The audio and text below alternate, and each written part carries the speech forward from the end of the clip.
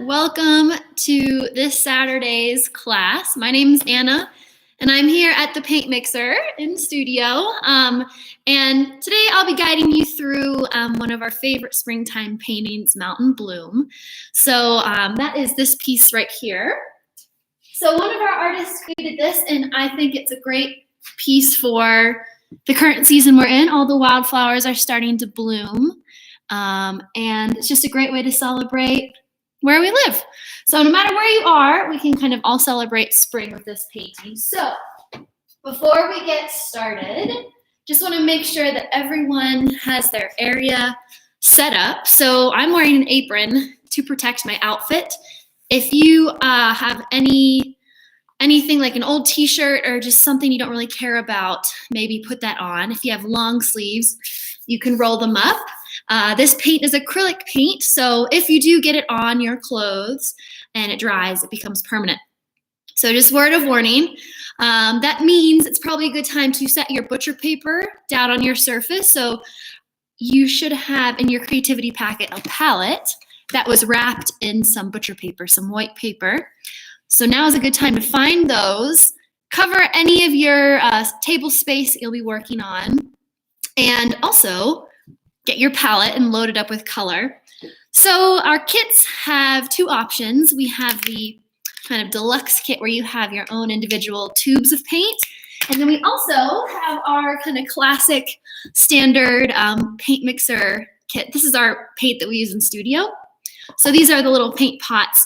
So no matter which kit you have, now's a good time to just doll up all the colors we'll be needing onto your palette. Note that I didn't put a ton of color on here. So you're working with a small canvas, an 8x10, so you really don't need too much paint to start, especially since you don't want to, over pump your paint and then it dries out. So paint in the tube is happy paint. You can use it later if you don't use it today. So if you're new to this process, how it works is I'll be taking you step by step through this Mountain Bloom painting, and we'll kind of do it together.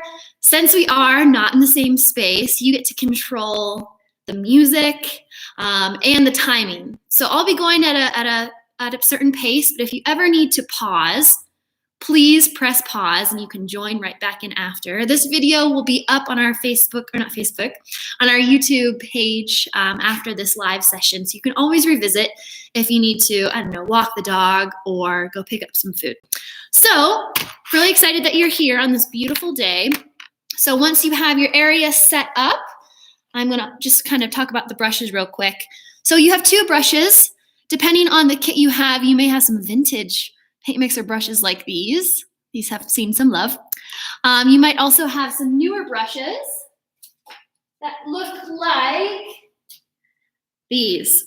So no matter what brushes you're using, I'll be referring to them as the mama, the larger, and the baby as the smaller. So you'll know which I'm referring to.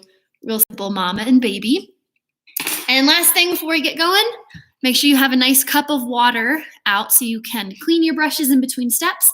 And when you're not using your brushes, they just live here in the cup, in the hot tub. Because if the paint dries on them, you have to throw them out. And it's very sad. Proper brush care is very important. Okay, let's get started. First step, I want you to find your mama brush, your larger brush, and keep some water on there. Water is our friend. So we're going to be doing our sky portion first.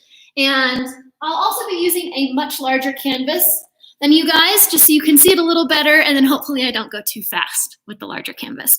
So first step, we are going to pick up some cobalt. So if you have the deluxe kit, you have two blues. The lighter of the two is cobalt. If you forget, you can just look at the name on the tubes. And on here, I'm just going to kind of start about a third of the way up the canvas in big horizontal strokes. And I'm making a gradient. So check this out. Towards the horizon line, this line I just made, I'm going to mix in a lot of white. So if you think about a sunrise or a sunset, it's really bright at the horizon. And then as it gets higher up, it gets darker. So I'll reintroduce that cobalt.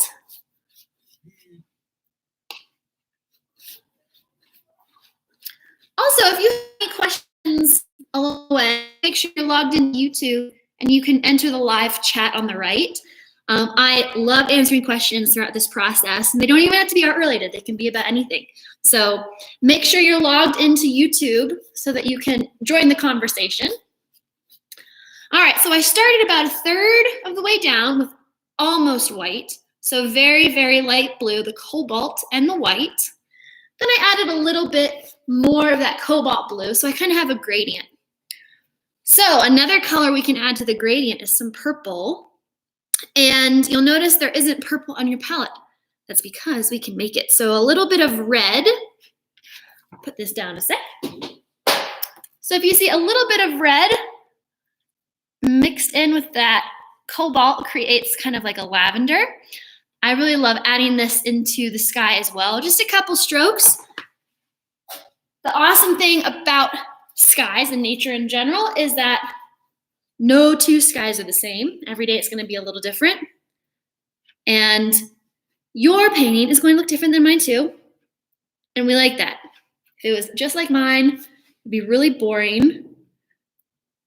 So I'm just adding some of that blue and red mix into my sky gradient. So you see how we have 3 colors now building into our sky. And another tip is to keep your brush a little damp. If this is happening to you, you're spreading but it's not going anywhere, add a little more water to your brush and a little more paint to your brush, and we'll solve that problem. All right, I'm almost to the top. So the last color of my gradient is going to be ultramarine. That's the darker of your 2 blues. So on my palette here, I have the cobalt, and the darker one is ultramarine. So now is the last color of my gradient, ultramarine blue. Gets darkest at the top.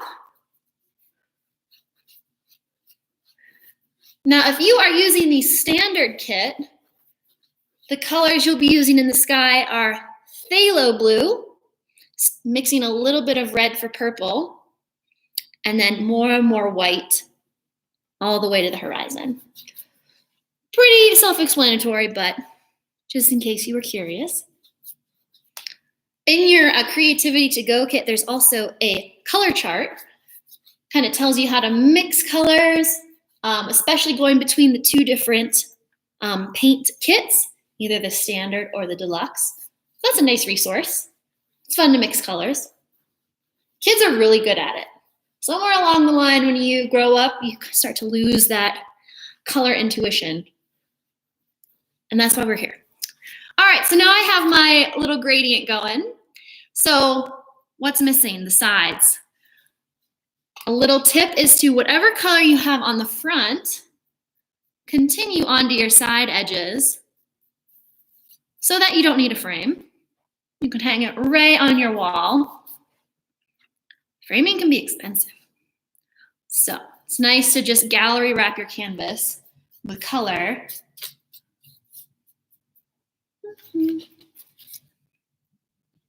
Also, if you were really loving one of the colors in your sky, maybe you just really loved the purple, you can make your whole sky purple.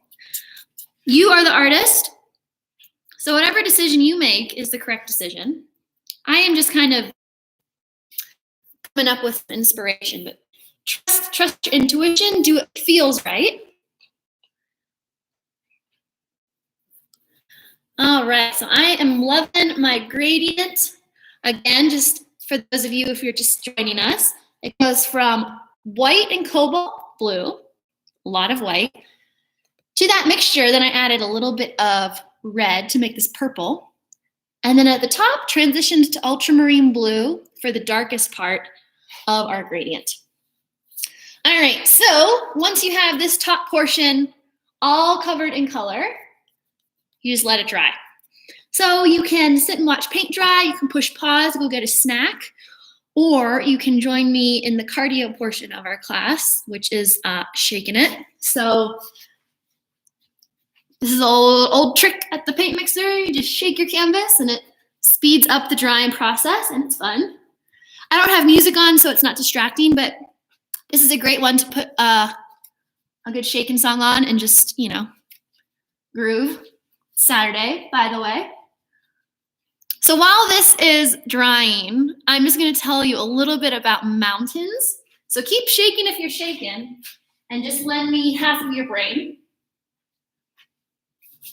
So I'm not sure where you guys are viewing from, but here in Utah, we have a lot of mountain inspiration, a lot of mountains to look at. So the mountains are really fun for me.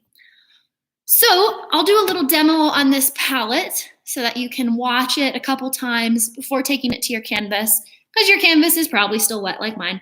So mixing up a gray, a light gray, so that's mostly white, a little bit of black.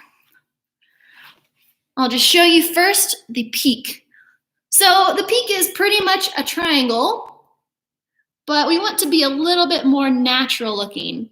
So you see how just by wiggling the brush a little bit, it suddenly becomes a little more natural as opposed to just took, took.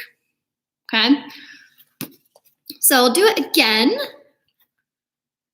And if you want to make yours a little, a little more unique, you're welcome to do so. It can be like the Matterhorn or the Grand Teton. Any of your favorite peaks.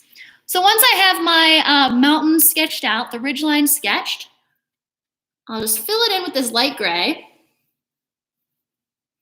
So we have kind of a boring mountain right now, but to make it a little more fun, a little more lifelike, I'm going to pick up some ultramarine blue and a little black on my brush. So it's ultramarine blue and black. I'm going to pick a side.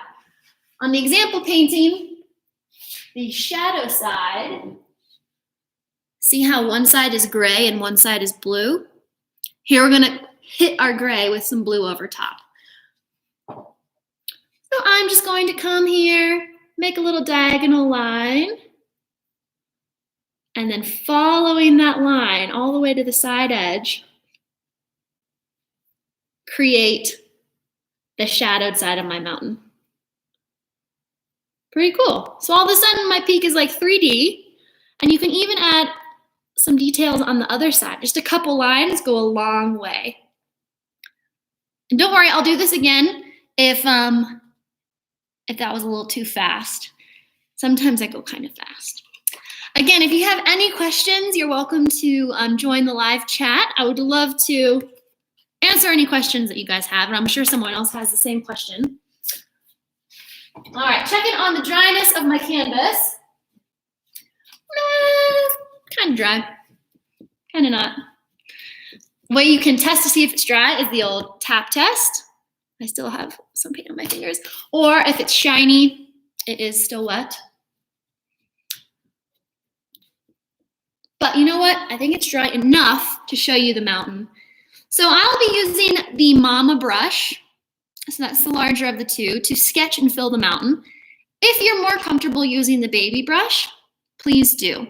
You're working on a much smaller canvas, so you're probably going to want to use the baby brush. But since mine is so much bigger, I'm using the Mama. So again, whichever brush you feel most comfortable with, in a light gray, which is mostly white, a little bit of black, going to sketch the peak. So my mountain's going to kind of come up into my sky, right? I'm trying to be a little random just so it's not a perfect triangle, because that is very rare. Perfection and nature don't really, go hand in hand. I've never seen like a perfectly even tree with the same amount of leaves on both sides, or a mountain that's perfectly even. So once you have your ridge line, go ahead and fill it in like a coloring book with that light gray.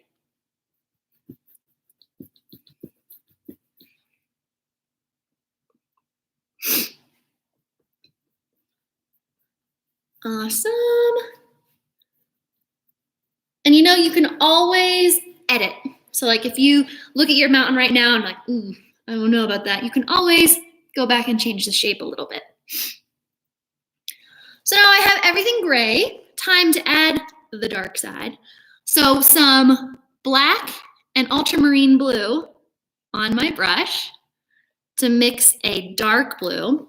And picking a side, which side should be our shadow? I think I'm gonna have my shadow be on that side. And it's a diagonal line. That's really important. We don't want this to be straight down. It'll be a little visually confusing. So make sure your line goes from the tip diagonal all the way to the corner bottom of your mountain. From here, filling in our dark side, our shadow side. And it's kind of fun to follow the angle of your mountain. So my angle is right here, kind of going away from that line I just drew. By having your brush strokes follow that line, that angle, your mountain starts to take shape. It looks a little more 3D, and you start to create a ridge line just with the direction of your brush.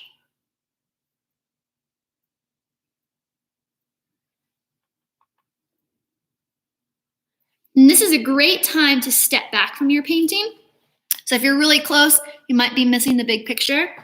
So when I step back and look at it from a little further away, I notice that I need to make this side a little darker so that it matches the rest of my shadow side. Ooh, a little too dark though. A little too dark. You'll probably notice that the color black is really powerful, and it can overtake blues and just about any other color. So I just made the mistake of having too much black on my brush because then you couldn't see the blue.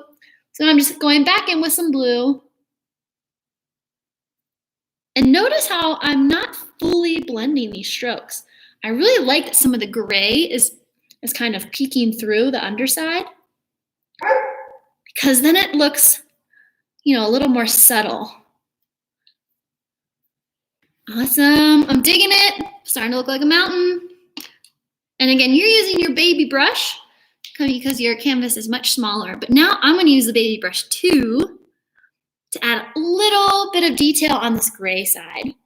So just a couple lines go a long way, kind of following the edge and angling down. See how that just separates it from the sky a little bit?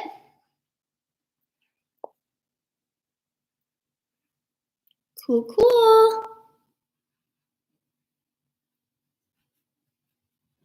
Awesome. I love how jagged this looks.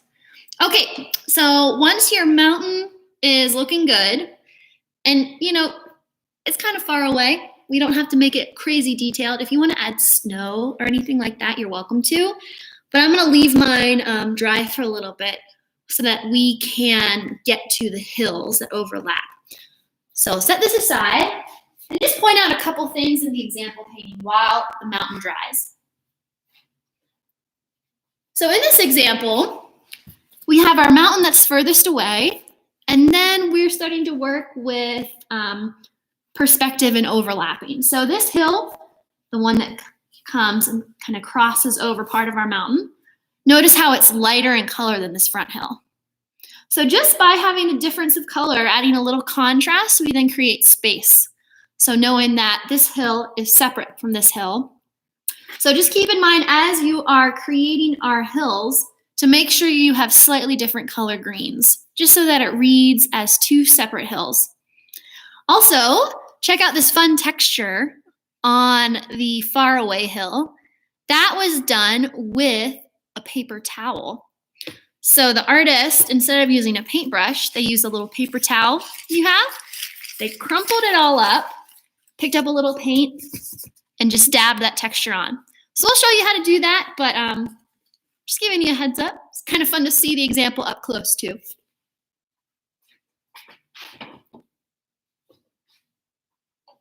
All right, definitely want to, wait for your mountain to dry before we add any green hills overlapping.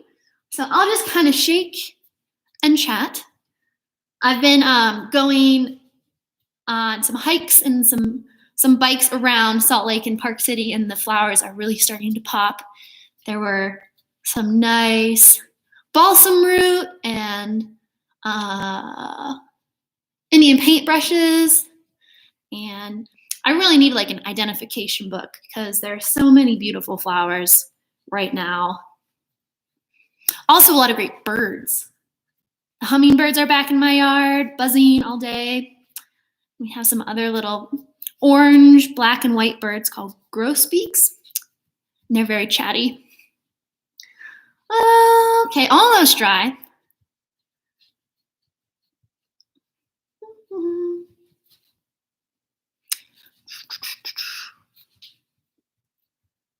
All right, so we're gonna start with our right hill first, the one that's furthest away.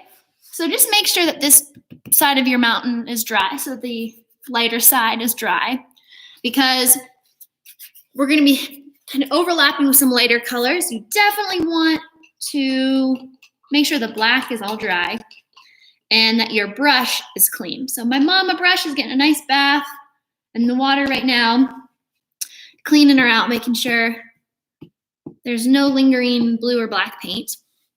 So our color we're gonna mix is going to be a light, bright green. So picking up some white. White's very important for this. Some lemon yellow and some Viridian creates this really beautiful light, bright green. And color mixing is not like a baking recipe. You don't really measure. It's kind of, you just mix until it's what you like. So don't be afraid to keep tinkering with this color. And you can always reload your palette with more paint if you run out of a certain color. I usually run out of yellow and white first in this. Okay, time to overlap a little bit of our mountain. So starting up here on the edge of my canvas, just going to create a really fun little hill.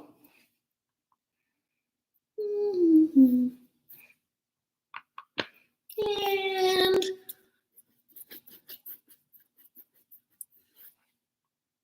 so if this happens to you, see how I have a little bit of like no man's land that's not mountain or hill? See how the white is poking through? All you gotta do is just make your hill a little taller. That is much easier than going in and trying to add mountain while playing operation with your new green hill. So you can always grow your hill a little taller. And that just means more space for flowers. Okay, so I have overlapped part of my mountain. Now we're gonna take this color. I have to keep looking over my shoulder. I'll come over on this side so I can see the example too. So this is gonna come a little lower than you think. So I want you to take this color to about there. So that's about 4 inches from the bottom. So take this color further than you think. And say you're not really digging this like neon green that I've created. If you wanna, mellow out your green, you can always add a tiny, tiny, tiny bit of black. See how that makes it more of like an olive color? You also, if you have the deluxe kit, have some burnt umber and burnt sienna. Those are different browns that can really mellow out your greens and make them look a little more natural. To me, this is like a tropical green or like an East Coast green, like ferns and moss. I feel like this color doesn't happen too often in Utah where I am. Our greens are a little more muted, a little drier. Also, as you're going on this hill, don't forget to cover that side edge with your green. And back to this side, because I'm right-handed. And you know what's great too? As you're filling this in, you can start to build that texture. So just by dabbing your brush like so, you start to already create some kind of bushy, leafy texture that helps put it in contrast from the kind of stark, rough-edged mountain we have. So this is a little softer, a little more natural.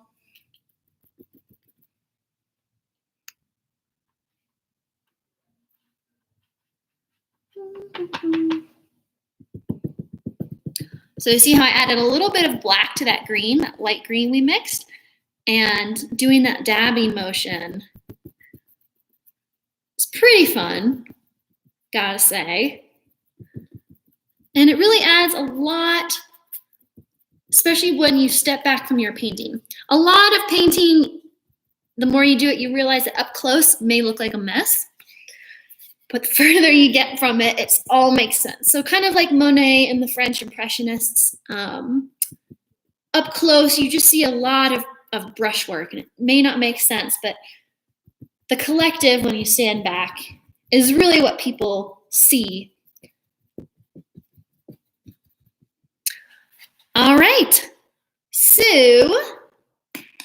if you want to learn the little paper towel trick, I'm going to half mine just so I have some clean paper towel on the other half. So I'm going to crumple up this guy. And let's see, I'll pick up some green, but I'm gonna make it a little darker. I'm not gonna mix any of my yellow in there. So I have some dark green on my little guy. Not too much, there's really not much on there. But check out what this does when I dab gently. See how it starts to create that bushy texture? This is just a really fun and really quick and easy way to make your hills come alive. A couple more little dabs. Just a dab will do. All right, good to go. So this hill was using the yellow, viridian, and white. Now our other hill is going to be much darker. So I'm going to get the different green in your pack. This is hooker green. And it's a little less of an emerald and a little more of like a deep jade leafy green color. So I'm going to pick up some hooker green and a little bit of black. Remember, a little goes a long way. And I'm going to overlap some of our mountain and some of this hill and take it all the way to the bottom. So this is like a pretty brave move, but I believe in you.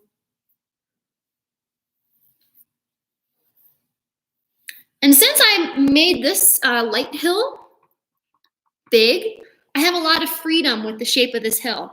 So really, I could have made it really steep and gotten flat, or I can make it kind of smooth like the one we have going here.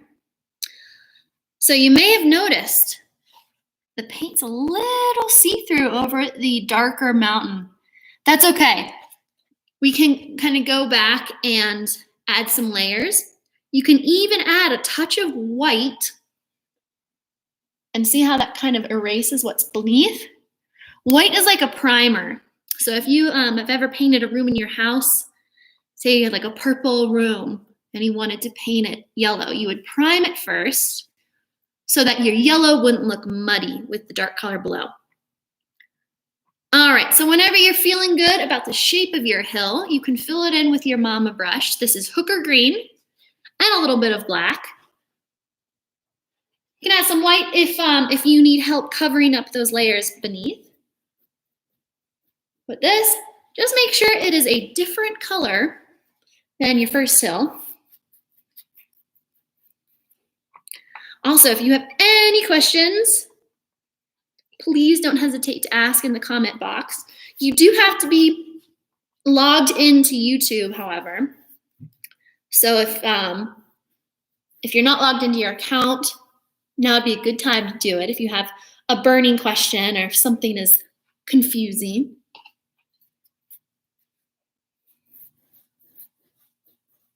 Just painting some grass.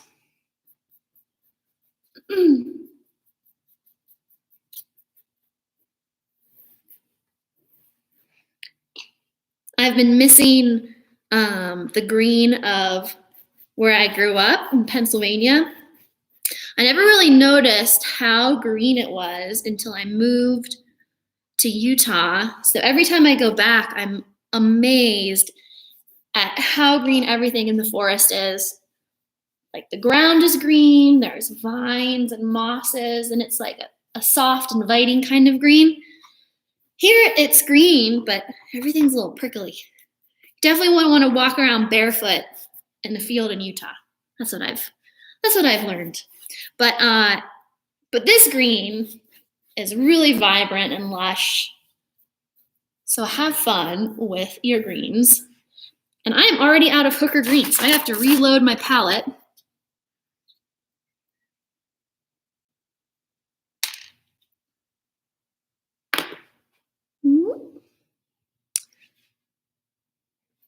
Don't be afraid of using a lot of paint. And it's kind of fun to have a variety of greens going on. So some really deep ones, more black, some more translucent parts where you can kind of see the canvas beneath. By having some variety in your brush strokes and the shades of green makes this hill look a little more exciting. It's not just one green, you have like 12 going on.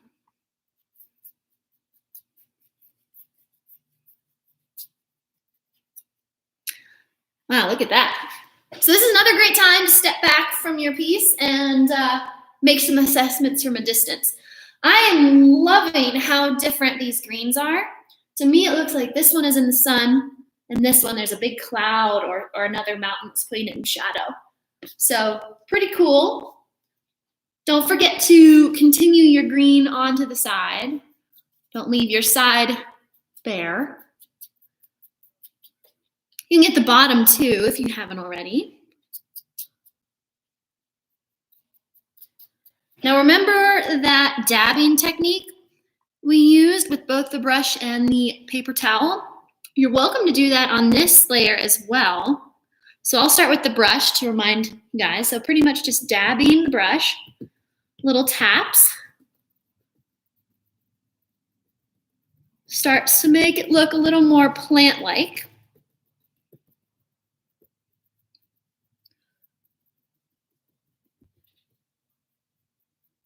You can also add some vertical strokes. Since this is closer to us, we're going to be putting some, flowers and grasses. So while this is still wet, you can start to kind of add some of that visual interest and scale, right?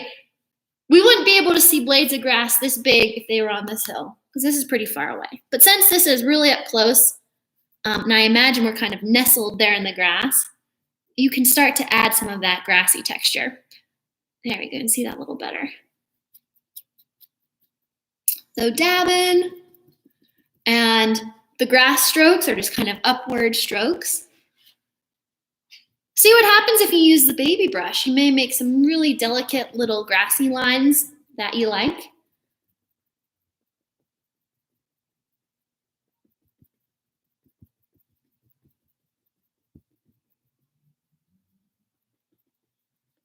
All right, looking good.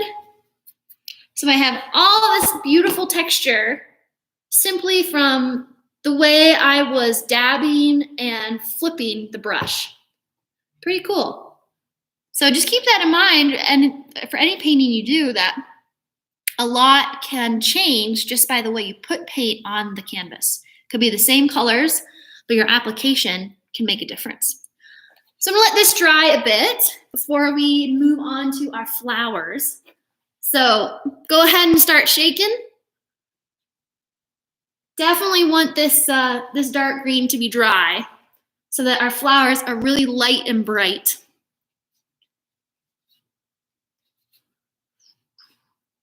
All right, so I'll put this aside and do some close-up flowers.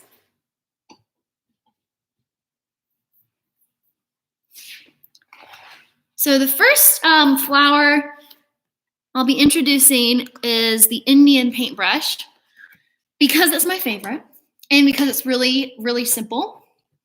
So with the baby brush, and you can practice too. It's a great idea to use your butcher paper that you're painting on to do a couple practice runs of the flowers just to get some muscle memory, because this may be your first Indian paintbrush, and it's kind of nerve-wracking to go straight to the canvas.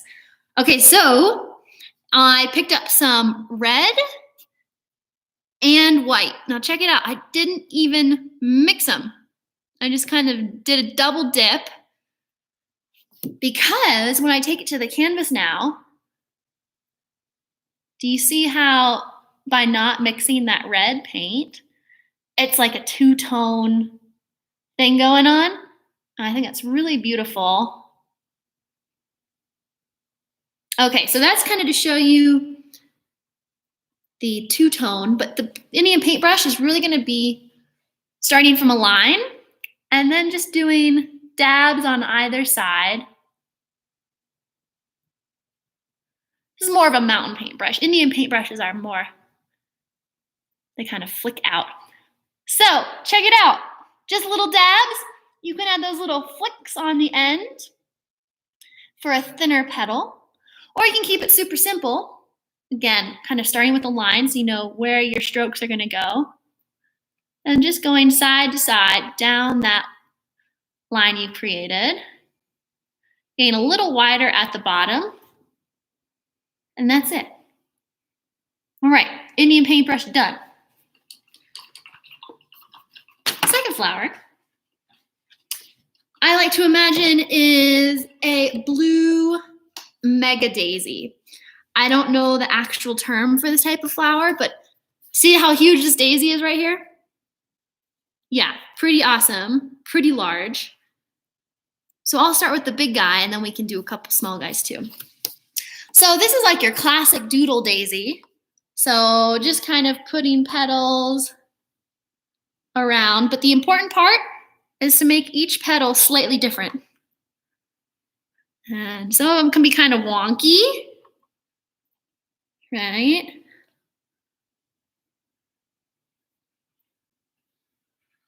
I dare you to make each petal different, okay?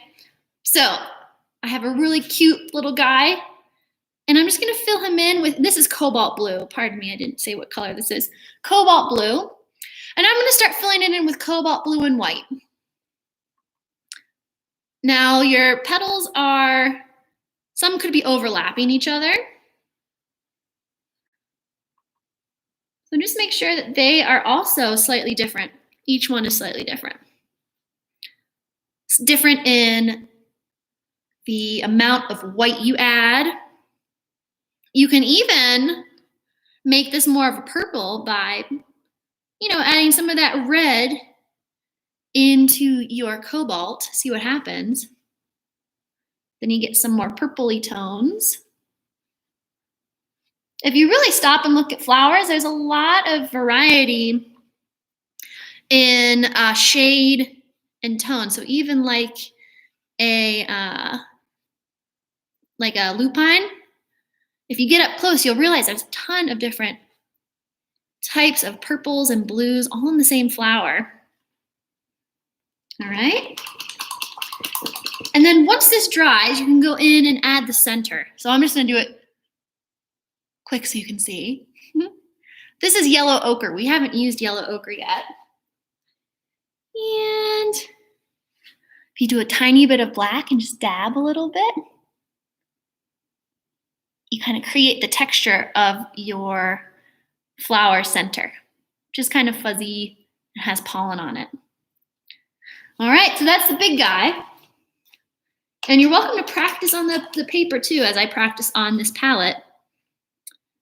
But for some of the smaller ones of the same type of flower, they're just gonna be really little and quick little guys like that. And ones that are really far away are just dabs. So this is like up close, mid-ground, super far away. Whew. All right, flowers. Taking it to the canvas now.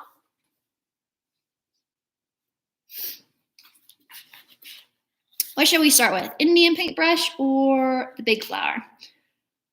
I think I'll do some Indian paintbrush, and then maybe my big flower can overlap them. So you'll be using the baby brush in red and white. Remember how we do a double dip? So we don't fully mix and do a pink. I'm using my mama brush, but you should definitely use your baby brush. But here I'm gonna add some larger Indian paintbrush. So they start kind of in a line, and then you just dab on either side. Cute. All right, add a couple more.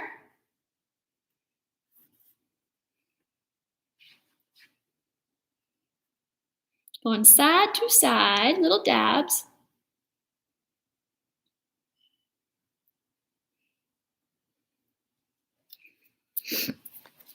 And remember to kind of mix it up in the size of these. Like I might do a little guy right here. By changing up the size, it adds some biodiversity and just makes your field of wildflowers look a little richer.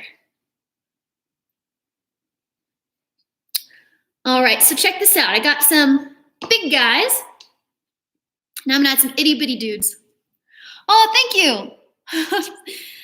Someone had a comment. They said, I like the painting. Awesome. Me too. This is one of my favorites. All right, so now add in some little guys, some little Indian paintbrushes way far away. And these are super small. Just lightly tapping the tip of the brush. See how cute and little they are? Try your best to not make everything evenly spaced. It's really hard, but you'll notice in nature, flowers aren't perfectly spaced, right? So try not to make yours like perfect. Let yourself off the hook. Doesn't have to be perfect. Adding a couple like medium-sized ones. All right. Awesome. I'm not worrying about the petals, or not petals, the stems yet. I'm gonna get all the blossoms on because I think the blossoms are the most important. And then we can go back in with leaves and stems. Oh, I have this nice big space here in the bottom for the large blue daisy. So before I do that, gotta reload my paint. She has some cobalt and some white.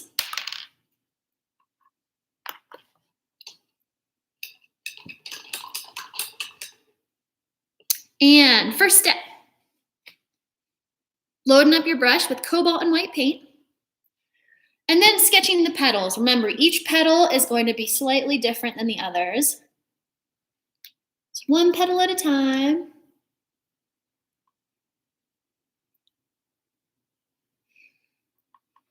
You can imagine gravity.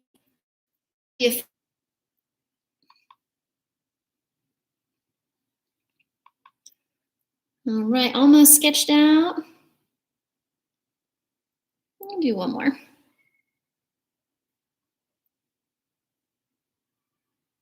All right, so I have all my petals.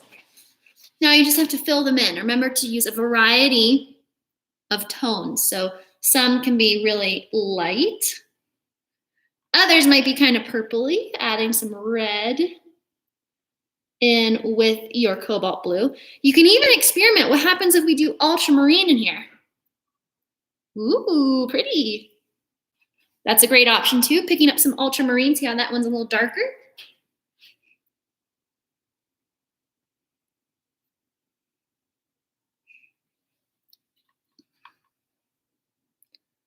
Nice work. I wish I could see your paintings.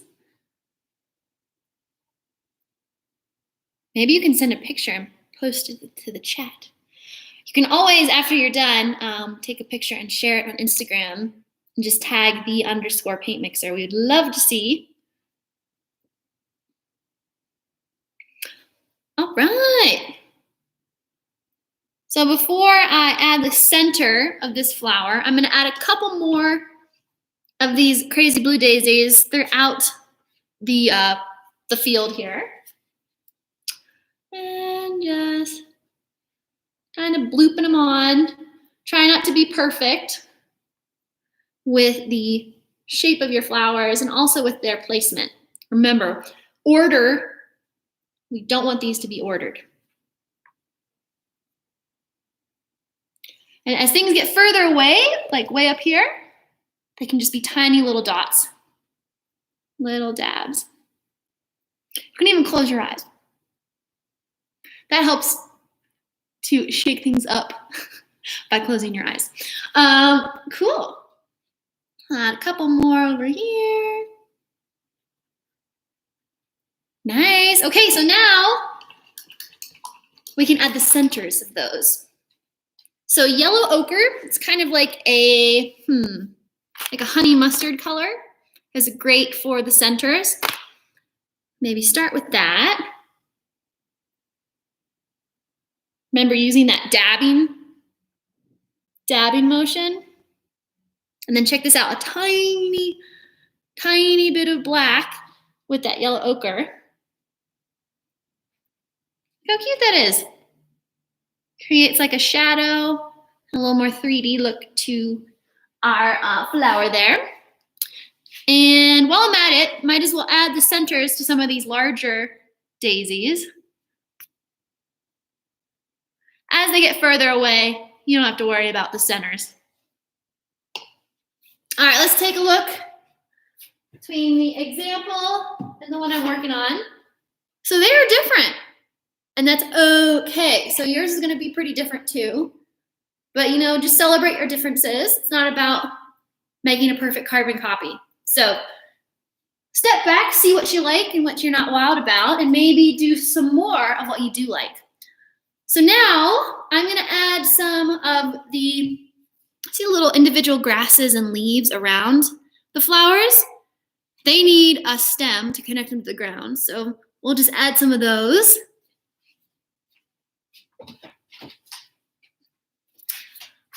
Baby brush for your stems and grasses, of course. And the key here is to make a green that's different than your background green. So a way you can do that is by adding more white or more black. You can even add some yellow ochre into a green to make this color. It's kind of like what do we call that? A sage color. So you can add some stems, and these are really loose brush strokes. Notice how I'm not like really stressing about a perfect stem. No, just let it be loose. Wildflowers are kind of loose. This painting is pretty loose. And then along the stems, you can add some tiny leaves. Just coming through, adding some more. Make sure your grasses are kind of angling in different directions. They're not all straight up and down, right? Some go out that way. Can make just little random leafy shapes.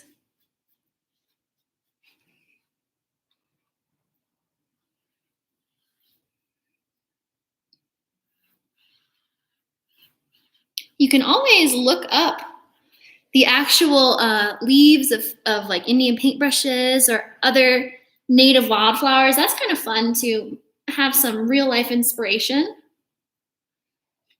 All right, so I've done some lighter colors. Now I'm gonna add some darker greens. So this is gonna be black and hooker green and ooh, maybe a little blue. What happens for that? All right, couple darker strokes around here.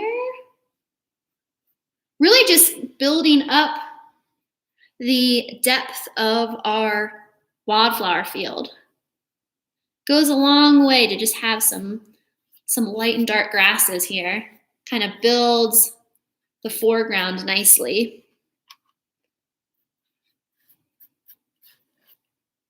Nice. If you want to add any more little wildflowers, you're welcome to. This distant hillside can have some too. They're gonna be itty bitty.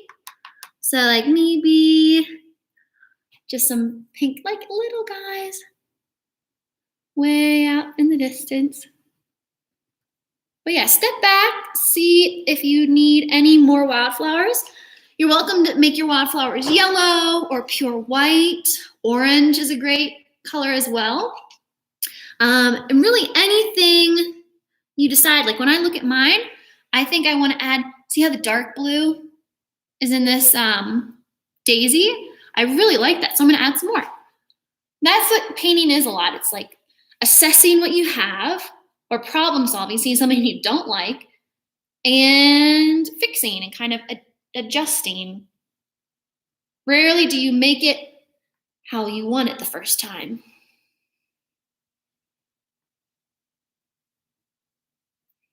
Awesome. All right, so the final step of any painting is to sign it. Very important to take credit where credit is due. So using your baby brush, of course, you can add your initials. Initials keep it pretty simple. Bottom right-hand corner is the gallery standard. And there we go. A cute little mountain bloom painting with some nice variety of wildflowers and grassy textures, overlapping hills, and a big, intimidating mountain. Thank you guys so much for joining today. And if you have any questions, don't hesitate to ask. If you need, you can always revisit this video and our other paintings on our YouTube channel. This video will be up forever, so you can always come back and repaint this. Also, take your time. Like, if you are just loving this process and you want to keep going, go for it. You have extra paint and brushes. We would love to kind of refill anything that you need more of, be it canvases or certain colors. So any special requests or things that you want to see more of, you can always send to info@thepaintmixer.com. But I would love, love, love to see your paintings. So I'll share our Instagram at @the_paintmixer. So make sure you take a picture and tag us, because we would love to see your work. And keep looking for other painting opportunities, creativity at home. And we're hoping to kind of start up some smaller outdoor, like plein air classes, and maybe some private events with a small amount of people, just to keep you guys creating. But we really appreciate your support during this time, and make sure to check out our website for upcoming classes. Next week, we have a pet portraits class. There's only 5 slots left. So if you have a pet that you really love, sign up for that. Create a painting of your pet. We kind of help you along the way. I do a pre-sketch of your pet. You send us an image. I sketch it out, and then we deliver it to you so that we can paint it together. So all exciting stuff. And thank you again for joining me. Have a wonderful Saturday, and I look forward to painting with you again.